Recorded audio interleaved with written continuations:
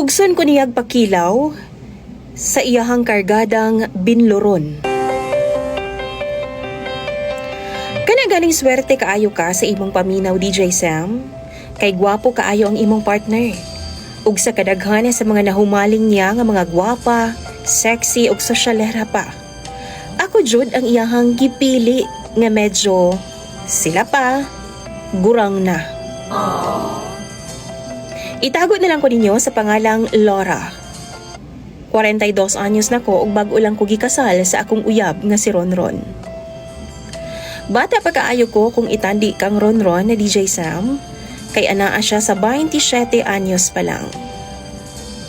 Kabalo ka DJ Sam? Gikasuyaan jud kaayo ko sa ubang babae nga sigig paduding kang Ronron kaniadto.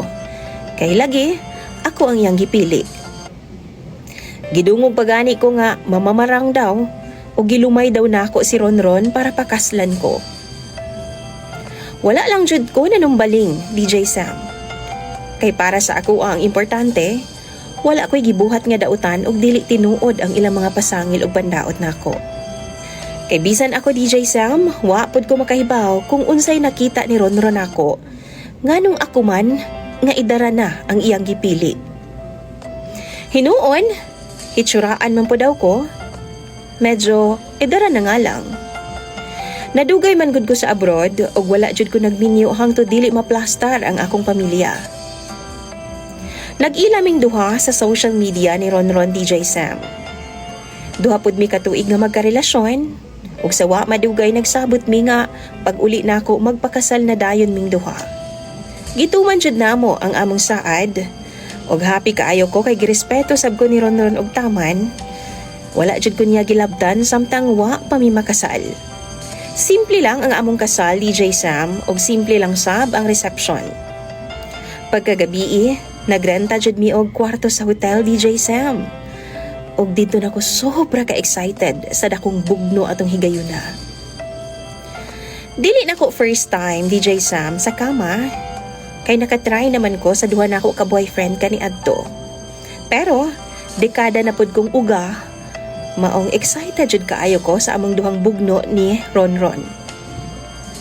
Dihang nagbinigwasay nami o gibuhat na namo ng sikat nga posisyon nga 69. Kalit nga na ako'y nalasahan og medyo crunchy man. Mura kog nagkilaw og crispy mix, DJ Sam. Gitry na ako nga baliwalaon pero di jud makaya. Kaysa tinuod lang to ka isyag baho. Maong duol man ko sa switch sa suga, DJ Sam. Akong gipasiga. Ug nitambad sa akong naong ang pisot niya nga tabadidoy. Why tuli si Ronron, DJ Sam? Ug sure ko nga katong akong nalasahan, tik-tik yun to niya. Giluod yun ko, DJ Sam. Wala jud ko mipadayon ug nagmugmug kog taman. Nagmouthwash ug nagtoothbrush. Pagkasunod namong dula duha, nihangyo jud ko niya nga dili na kumukaon sa iyaha. Sa una, okay pa, pero sige man siya padungog-dungog na ako, DJ Sam. Nga lami gyud daw to kaayo. Palingog-lingog na lang jud ko, DJ Sam. Kaysa tinuod lang, lain jud kay mukaon og binloron. Pero nagbahat siya nako. Nga dili na daw siya ganahan mag-ana-ana kung dili lang man daw nako kanon. Abot ba, DJ Sam? Feel nako iyaha man jud kong pugson nga mukaon anang kargada niyang binluron. Mao nang hangtod karon, mag 1 month na mi nga walay ana-ana. Ug sa tinuod lang, gimingaw na pud baya ako. Pero murag dili naman ako kaya ang iyang kondisyon, DJ Sam. Kamu daw bi? Unsa may buhaton nako, i-share daw ninyo inyong mga tambag pinaagi sa comment section ni DJ Sam. Salamat pud kaayo, DJ Sam, sa paghatag panahon ning akong storya. Imong taga-subaybay, Laura.